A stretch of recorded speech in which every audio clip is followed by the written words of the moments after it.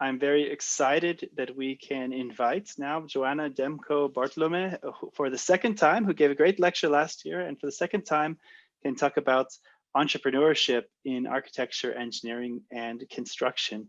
So Joanna was previously with Swiss PropTech and now has recently joined with Implenia as part of their real estate product development team. So very excited to have her here.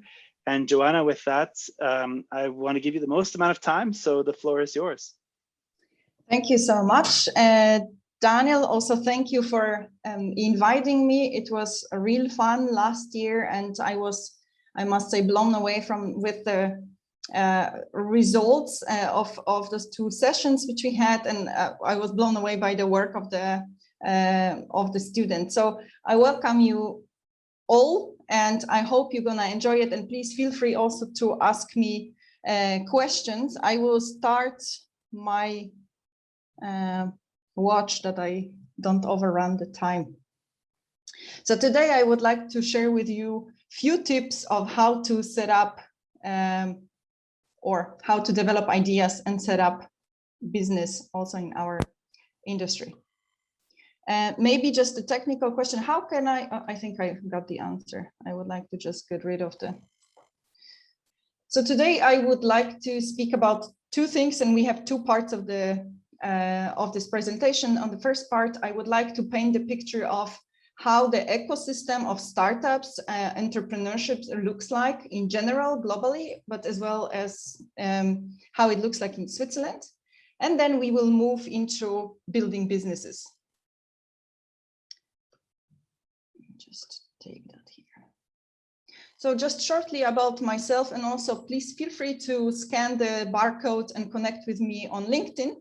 I will share it with you again towards the end of the conversation. So just in short, I have a background in structural engineering. So I started my career as an engineer, and then I moved a little bit around in our industry, but I tried various things.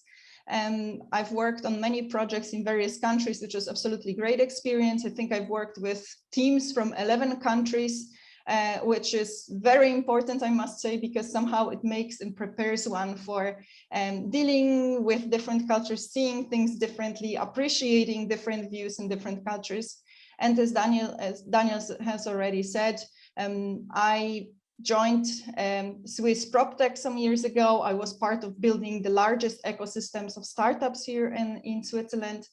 And then I naturally ended up also being or advising some of them. And big part of my focus, recent focus, was design thinking. And this is how I would like to also, what I would like to focus on during this, this presentation. In short, and I cannot move my mouse anymore. So I just would like to mention you, as you are a little bit younger than me, the career in our industry can take really any shape, and it's been a fantastic journey, and I'm sure you can also design it this way. So starting with engineering, you can go various ways. You can go into project management. I've done business development and sales. I was involved with startups. I got really involved in exploring new innovation methods, also for designing products and designing businesses. And this way you can really shape the industry. So please keep that in mind. It is absolute playground when it comes to career opportunities. So why we are talking about innovation and technology so much in our industry? If you close your eyes or just try to think about your day, how your day starts until it ends, I'm pretty sure you will realize that you have a lot of touch points with the technology already. In smaller technology, so if we are talking about alarm clock in the morning, surely you have your phone next to you, which wakes you up. And when you leave the house, you might already look on the app and think, what time is your train? You can buy tickets. You can also take, when we talk about sharing economy, of course, ordering, reserving cars or charging cars, and doing sports. Many of you surely has so smartwatches and so on, payment systems and so on. And of course, when you end up working, you will, and already at the university, you are using a lot of technologies. Even though the technology is a big part of our lives, unfortunately, it's not yet the biggest part of our industry. And I'm talking stretching here mainly on the construction industry. And on this graph, you can see that we are a little bit towards the end. And my wish will be, you know, I always say, when there is a challenge, there is an opportunity. And how great would that be if we move that bar and we will be the top 5? Wouldn't that be great? And think about this now when we talk, and why is this important also? Attracting young talents to the industry is not that easy. When you ask the younger generation or even your generation, many people think first, oh, they want to work at Tesla or Google. And usually what resonates well with them is this digital element. So surely plenty to be done in our industry. And as I said, that's a great opportunity for all of us. Every industry has challenges and every industry can improve certain things. And if you would think of making a list of issues in the industry, those are the first ones which pop up when we talk about the building industry. So of course, productivity, we know that the business model hasn't changed in our industry. The productivity is declining. There is a lot of waste when it comes to materials. We also know that the skilled labor is falling. It's hard, as I said, to attract young talents. Then we have the big mega trends, the rapid urbanization. This is more or less 200 people per day move into urban areas, maybe less when we think about the corona, but we have to put a little bit the last year aside and just think what is happening in general globally. And then big issue, of course, with the big challenge with the CO2 emissions. That's definitely something we can improve. And one thing which really resonated with me very strongly was finding out that if we would reduce the cost of construction by 1% on the construction projects globally, that would mean that we could save $100 billion each year, $100 billion each year. And what does that mean? It's not only that there would be great or a big amount of money for other projects, but also that would mean that we can have better business cases and business models, not the typical 2 or 3% on projects when it comes to earning. But also that would mean that the customers will be happier, because this is a big issue at the moment. So again, when there is a problem, there is an opportunity. And already the construction technology startups, they focus very strongly on some of those issues and other issues. And this is the great news, is that this can put an end to substantial issues in the industry. And I'm also very glad that Daniel is focusing on that, and that you are working on the real issues, and you will be creating in the next weeks solutions to that. So just shortly, what is a startup? I believe many of you know what it is. I'm just usually clarifying this because it is often mixed up with young company. So not every young company, newly set up company, is a startup.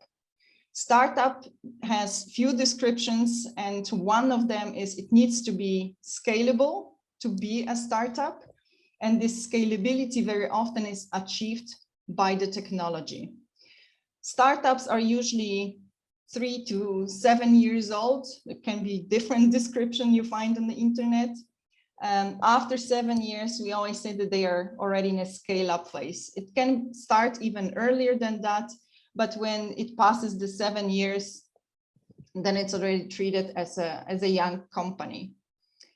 And startups very often have very innovative business models, and very important thing, they solve a problem. And this should be a characteristic of any company, that they solve a problem.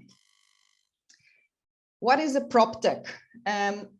PropTech is a cluster of, so first of all, PropTech is the implementation of technology in around the building life cycle. So everything from the design, construction, and management. And then we have various clusters depending on what the certain company is focusing on in what area of the building. So when we talk about real estate, and maybe I will show you this graph, easier to understand.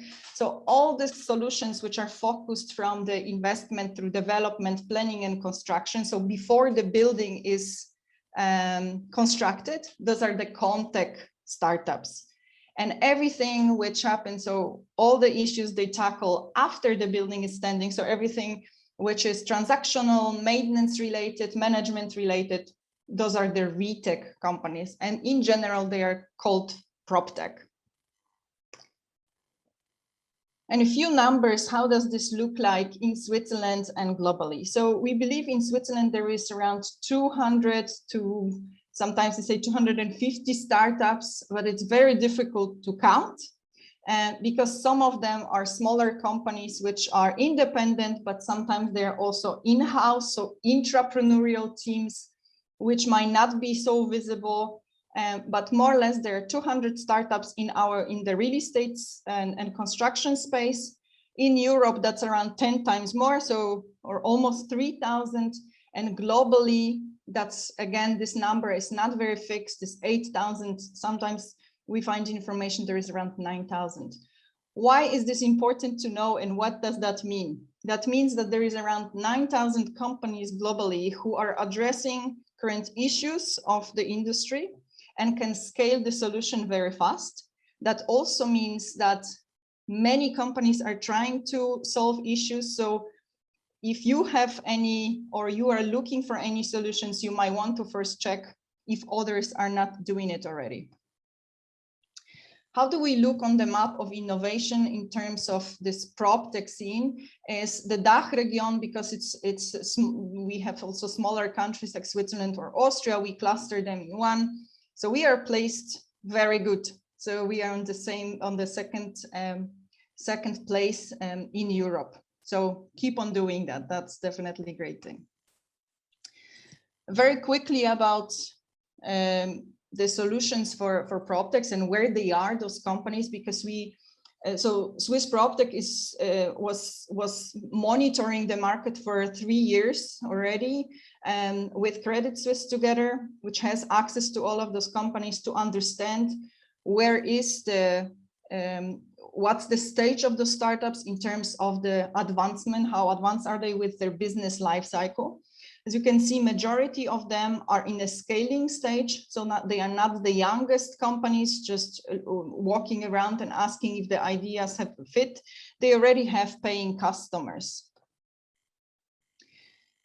And in terms of a focus, one thing which could be seen already after 4 or 5 years of the PropTech existence, because this was the big boom around 5 years ago, is that definitely the real estate related startups, so sales and platforms for finding properties and so on, this is more popular. It's just also natural because it's easier to do that, since each of us could experience such thing or as looking for properties in life and could relate to it. When it comes to technologies in construction, very often one has to have a very good understanding already of the industry. That's why it's a little bit less of those startups. And as you can see, construction management and the ConTech solutions are still in high need.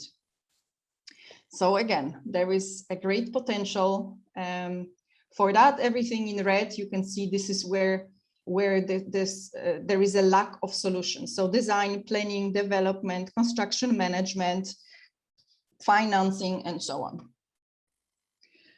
And when we look globally, how does this look like? We can see that the collaboration software in our industry, that's the most popular solution. So there is a need of saving money and making sure that we can deliver projects efficiently. Offsite solution, of course, a very big thing. And then you have smaller pieces. BIM is also quite important and quite popular. And of course, you will see one characteristic of this is that everything which is related to robotics or everything which is related to material production, so building materials, is not growing that fast. And this is quite natural. It is much more, it is very, very cash intensive. So if you have an idea of creating a robot, you definitely need some early investment for that, unless you have good case and good savings, then you don't. And the ConTech solutions in our, so the industry solutions, they are really attracting high investment money, because everybody understands that if this is successful, if a startup is successful, you can roll out that idea globally, and you definitely have a very, very strong business case. So you can see that we are talking about really high funding numbers. The challenges of the industry are also highlighted, and this was very important for startups to understand. So when we spoke at the time with the Swiss startups, one thing was highlighted, that they are very much focused on enlarging client base and sales. And this is, of course, when you have paying clients, that's the only way to survive.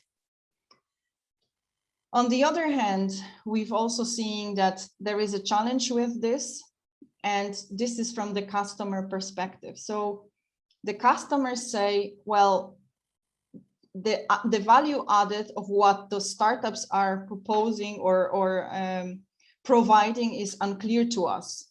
So we don't know where the benefits are, what the benefits are, how does this really fit our case, and so on.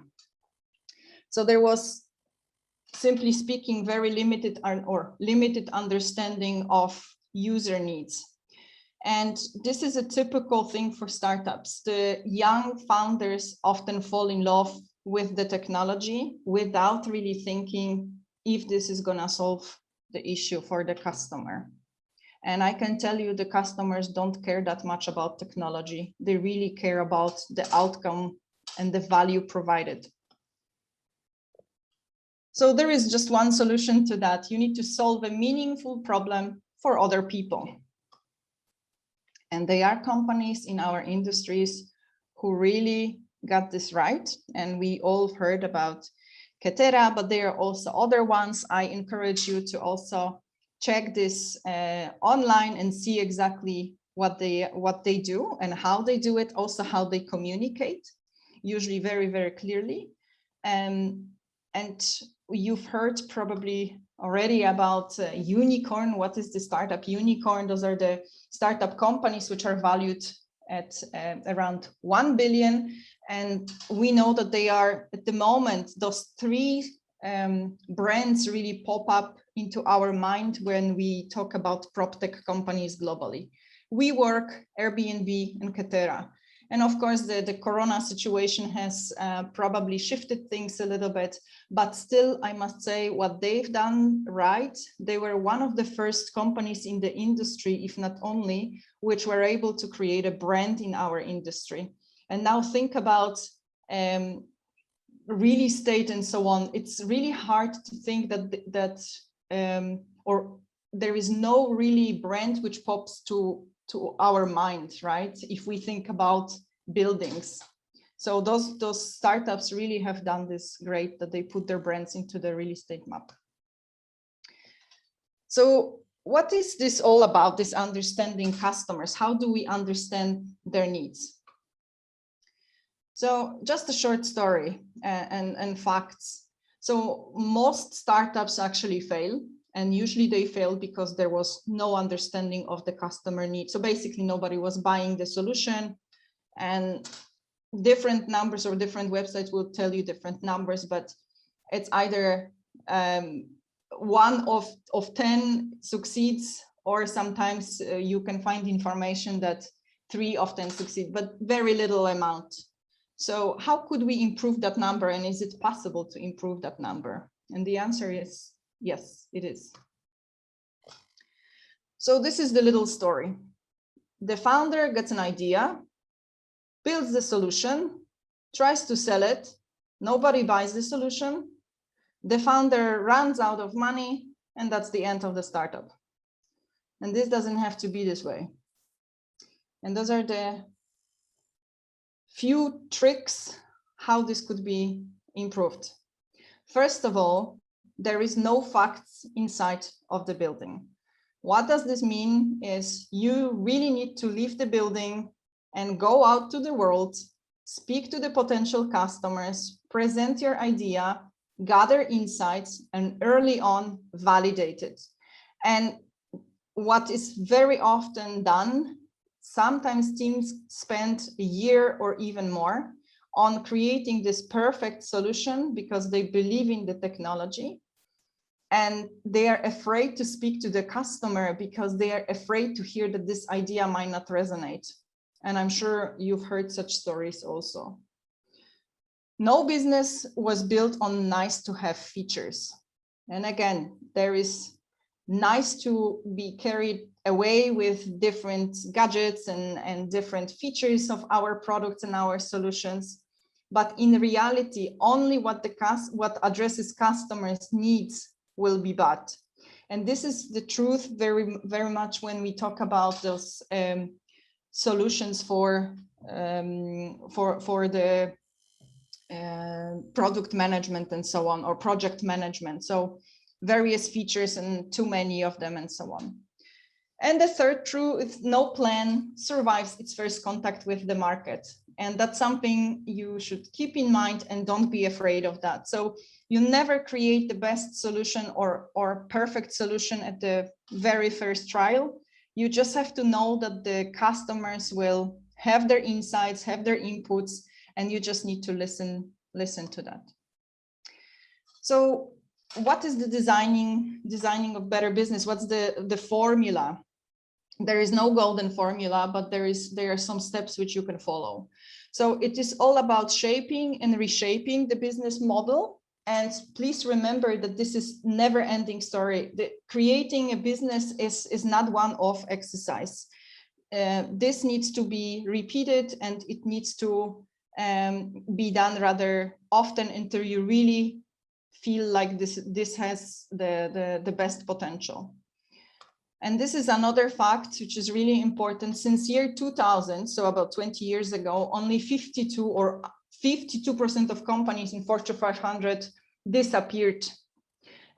So let's say 50 of them or 48 survived. And when I say disappeared, that means they either got bankrupt or they've been acquired, or they don't exist anymore. And we know also great example, of course, it's Kodak, which overslept the moment. So that's why it is so important to always work on your business model, revise it, and make sure it's up to date with the current trends and so on. So we start with understanding, first of all, the design journey. It starts with understanding the customer, understanding who the customer is, what is their need, what are the market trends. So sometimes when we talk about the needs, sometimes you know that customers, they might not even know what they need, but you need to, by speaking to them, you need to really understand what you can draw out of this. And then the second step is ideating, so coming up with as many ideas as possible to address those issues. Then you create prototype, so the minimum valuable product. You need to prepare your idea to see the light and to be tested. And depending on what you work on, if it's a software, of course, you can do it even with websites and so on. If it's a hardware, best if the customer can really see it, touch it, test it. If it's a building, it needs to somehow, of course, you don't build a building as an MVP, you can as a part of it, but you need to find a way, and there are many ways I will tell you about this. And the last thing is to validate the idea, to understand the real need. And very often you will see that customers actually after you show them the prototype, they start really telling you good insights. And then you start over again. So you really do this process quite a few times until you really nail it. So that's why the idea of having version 1.0, 2.0, 3.0, and so on. Let's talk a little bit about the tools for the first part, for understanding the customers. I always say, if you could ask the three guiding questions: who you are selling to, so who are your customers, what are they buying, and why do they buy it? So the best tool for that I found is the value proposition canvas by Strategizer, where you talk about what the customers normally do at their work or during their day, what are their pains, what are the gains, and then you try to come up with the solution for that, as an answer. And you can have the value proposition canvases for various scenarios and various situations and different groups of customers. Then we are talking about ideating, so coming up with the ideas. And of course, the first part is the ideation session, so just broadly talking about what's possible, and then mapping this on the business model canvas. That's again by Strategizer. It's a Swiss gentleman who came up with those canvases. They're very, very easy to work with. So here you can even work out the business model. How do you really gonna make money with your business idea? And that's something you can definitely also share with your team. You share it also with your potential investors and customers. The next is the MVP, the prototype. And you also have the guiding questions. And just to let you know, I will share this presentation with you, so you don't need to make notes. So is this the best way to address the customers' jobs, pains, and gains? How can you monetize on this idea? And how can you also take into the account the learnings? So as tools for the MVP, there is really a lot of ways depending what you are working on. And as I said, for the software, you can create a website, you can create also explanation video. There are some apps which you can just show the screenshots and so on, paper prototypes, storyboards, 3D printing, and so on and so forth. And here you can also be very creative. I didn't list all of them. And the last thing is the validation. And this is also, you can use tools like the test cards or learning cards. This is all can be found online. Those are free resources. This is also by Strategizer. And I will share this with you where you can find this. So this is about customers interview, survey, which you send to the customers, observation and feedback when you have social media campaigns or email campaigns, feedback from during the sales from your customers, and so on. So my advice to you is, when you will be working on your cases, on your projects, you might also want to already prepare 3 questions which you could ask your customers. You can also ask within the team and treat each other as customers, but also put yourself in shoes of the investor, or even you might know somebody who is an investor or industry expert, and you get the advice from there and their feedback. And you need to make a list of questions of what would you like to learn from them. If you had an investor sitting next to you or industry expert sitting next to you, what could you ask them, and what do you want to know? How could they contribute to the development of your idea? And how can you validate the business idea with them? Do they have any advice? Do they have any insights? Do they have any stories to share, and so on? And I would really encourage you to already try that, to try to break this barrier of speaking to potential customers. You might also want to ask your family and so on. So just a takeaway from today. I think we all can agree with this, that the best way to predict the future, also the future of our industry, is to create it.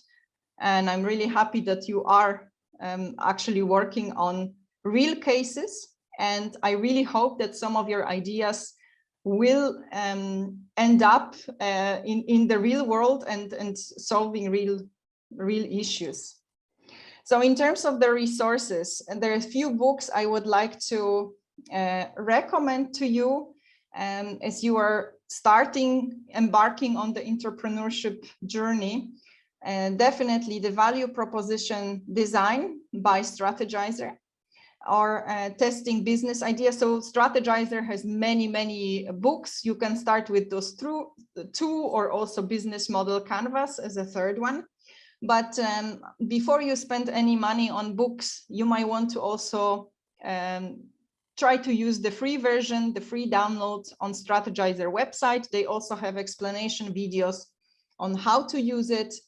And you can also find it actually on YouTube. And if you really feel like this resonates with you and you want to dive deeper, then you can invest in those books. And a fantastic book for customer interviews is the MOM test. And this is how to ask questions, the right questions, when you are getting feedback from your customers or wanting to understand if your idea resonates with others. And this MOM test is actually, it's a funny story book, but it really gives you an idea how to ask non-guiding questions to get the real answers from customers. So that's all from my side.